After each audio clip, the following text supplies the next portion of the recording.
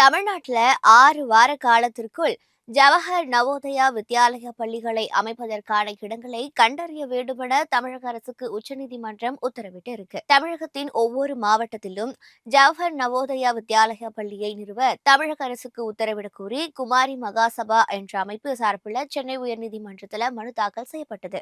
பல ஆண்டுகள் இந்த வழக்கு விசாரிக்கப்படாமலேயே இருந்த நிலையில் உச்சநீதிமன்றத்தில் மீண்டும் விசாரணைக்கு வந்தபோது நீதிபதிகள் பி.வி. நாகரத்னா, ஆர். மகாதேவன் ஆகியோர் அடங்கிய அமர்வுல கடந்த 2ஆம் தேதி விசாரணைக்கு வந்தது.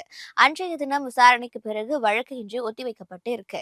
இன்று விசாரணைக்கு வந்தபோது இந்த விவகாரத்தை மொழி பிரச்சனையாக மாற்ற வேண்டாம்னோ, கிராமப்புற மாணவர்களுக்கு கல்வி கிடைப்பது குறித்து அக்கறை கொள்ள வேண்டியது உள்ளது என நீதிபதிகள் தெரிவிச்சிருக்காங்க.